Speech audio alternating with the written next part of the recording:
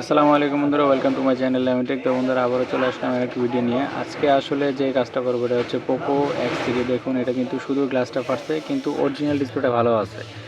তো আমরা যে মেশিনটা আসলে নতুন আমাদের দোকানে সার্ভিসে জয়েন করছি, অ্যাড করছি, এইটার মাধ্যমে আসলে আজকে OCA বাবুগুলা রিমুভ করে দেখাবো। তো আমাদের সেপারেটরের মাধ্যমে আমরা ডিসপ্লে থেকে গ্লাসটা আলাদা করে নিব। পরে হচ্ছে নতুন একটি গ্লাস লাগিয়ে আমাদের যে নতুন মেশিনটা আছে এটার সাহায্যে এটা বাবুলগুলো রিমুভ করে আপনাদের দেখাবো। তাহলে দেখতে থাকুন আমাদের ভিডিও, এবং যারা আমাদের চ্যানেলে নতুন আছেন তারা আমাদের চ্যানেলটা সাবস্ক্রাইব করতে পারেন এবং বেল আইকনটা ক্লিক করে রাখতে পারেন। তাহলে এই ধরনের সুন্দর সুন্দর কাজের ট্রিক্স সবার আগে আপনার কাছে নোটিফিকেশন আকারে চলে যাবে। তো বন্ধুরা, আমরা ডিসপ্লেটা খুলে নিলাম, সেপারেটর মেশিনে রেখে দিলাম। এখন হচ্ছে আমরা ডিসপ্লের থেকে গ্লাসটা আলাদা করে নিব। এই কাজটাও খুব সাবধানে করতে হবে, কারণ হচ্ছে গ্লাস খুলতে গিয়ে যদি একটু এদিক সেদিক হয়ে যায় তখন কিন্তু ডিসপ্লেটা ড্যামেজ হয়ে যাওয়ার সম্ভাবনা থাকে। এর জন্য সর্বোচ্চ সাবধানতা অবলম্বন করে হচ্ছে আমাদের গ্লাসটা আলাদা করে নিতে হবে।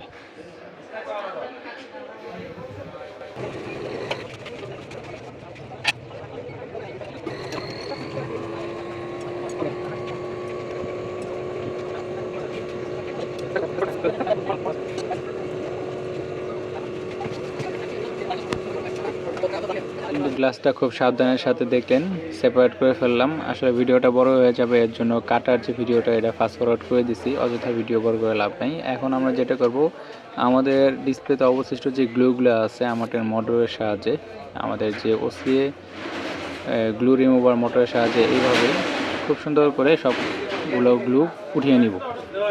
তো এই কাজটা করার সময় অবশ্যই লক্ষ্য রাখতে হবে আপনার ডিসপ্লে যেন কোনোভাবে ড্যামেজ না হয়ে যায়। আমিও খুব সাবধানের সাথে করে নিচ্ছি।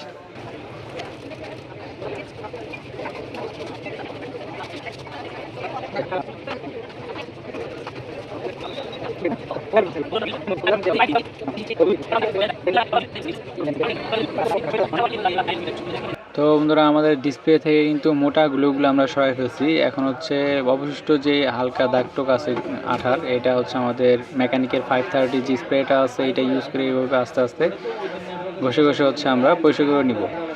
এটা হচ্ছে লাস্ট ফিনিশিং পরিষ্কার করার। এটাও করার সময় অবশ্যই সাবধানে করা লাগবে, কারণ একটু যদি প্রেশার লাগে এদিক সেদিক হয় তাহলে কিন্তু ডিসপ্লে সমস্যা হয়ে যাওয়ার সম্ভাবনা থাকে। তো আমি ওইভাবে সাবধানের সাথে পরিষ্কার করে নিচ্ছি।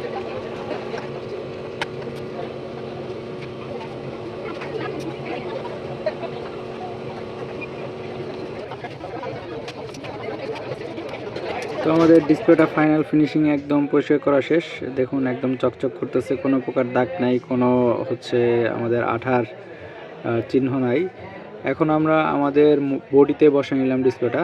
আমাদের যে OCA লাগানো যে গ্লাসটা আছে এটা মিডলভাবে বসানোর জন্য, কারণ আলাদাভাবে যদি গ্লাসটা লাগানো হয় তখন অনেক সময় দেখা যায় আমাদের ক্যামেরার লাইনটা ক্যামেরার ফুটাটা মিলে না ভালোভাবে। এর জন্য আমি বডিতে বসিয়ে নিলাম। এখন জাস্ট বসিয়ে দিলে কিন্তু খুব সুন্দরভাবে একদম মিডল হয়ে চারপাশে সমান হয়ে বসবে। তো এটা করার আগে আমি আমাদের গ্লাসটা OCAটা একটু গরম করে নিচ্ছি আমাদের আয়রনের উপরে দিয়ে, কারণ গরম করে নিলে খুব সুন্দর আঠাটা একটু নরম হয়, তাহলে কিন্তু খুব সুন্দরভাবে OCAটা লাগে আর কি সহজে।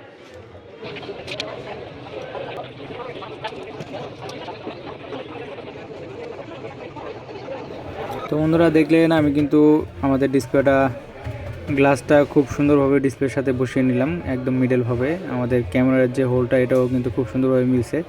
বডিতে বসা নিলে কিন্তু খুব সুন্দরভাবে বসিয়ে নেওয়া যায়, কারণ বডিতে একদম মিডলভাবে ডিসপ্লেটা বসে দেন হচ্ছে গ্লাসটা লাগাইলে একদম সুন্দরভাবে মেজারমেন্টভাবে বসে। তো বসিয়ে নেওয়ার পর আমি দেখুন হাত দিয়ে কিন্তু প্রেস করে করে আমাদের যে হাওয়াগুলো আছে এগুলো বের করে দিচ্ছি, আর অবশিষ্ট যে ছোটো ছোটো হাওয়া আছে এগুলো আমাদের মেশিনে দিলে একদম নতুন নতুন ক্লিয়ার হয়ে যাবে আমাদের ডিসপ্লেটা।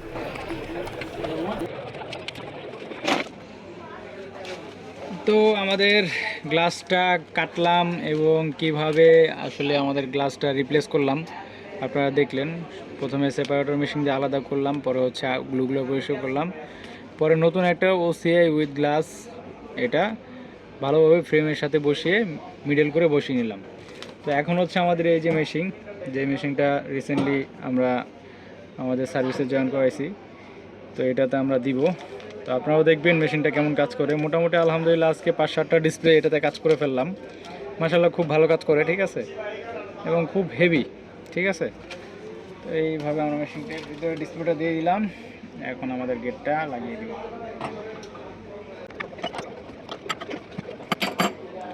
কমপ্লিট দেওয়া শেষ, গেটটাও টাইট দিয়ে দিলাম। এখন জাস্ট সুইচ দিয়ে দিব, আমাদের এটার চাবিটাও লক করে দিলাম। বাস এখন হচ্ছে 4-5 মিনিট লাগবে, আমাদের 150 PSI পর্যন্ত আসবে, আসার পর একটা সুইচ দিবে, বাস আমাদের কাজ কমপ্লিট হয়ে যাবে। ঠিক আছে,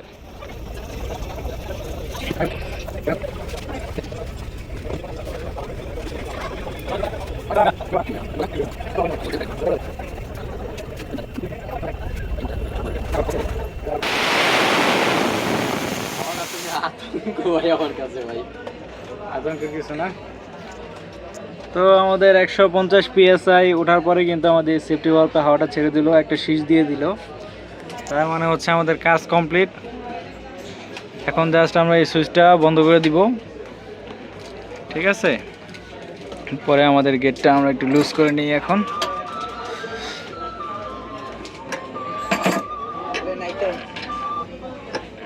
বাস এখন হচ্ছে আমরা এখান থেকে আমাদের হাওয়াটা ছেড়ে দিব।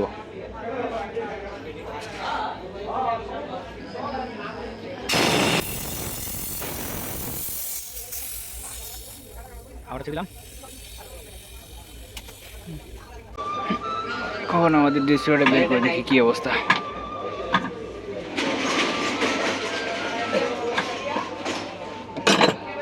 যাবি দিয়ে আসো।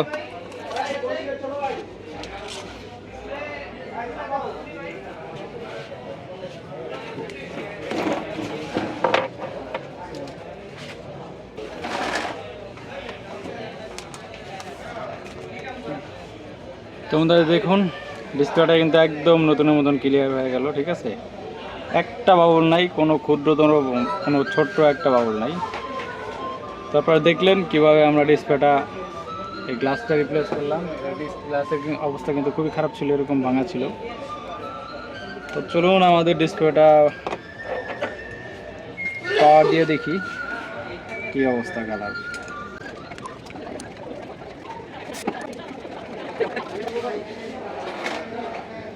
তোমাদের দেখুন ডিসপ্লে একদম নতুন হয়ে গেল। ঠিক আছে, একদম আগের মতন পারফরমেন্স, কালার রেজুলেশন, তারপর হচ্ছে আমাদের টাচের রেসপন্স একদম আগের মতন, কারণ এটা একদম অরিজিনাল ডিসপ্লেটা ঠিক ছিল, আমরা জাস্ট গ্লাসটা চেঞ্জ করে দিলাম। ঠিক আছে, তো এইভাবেই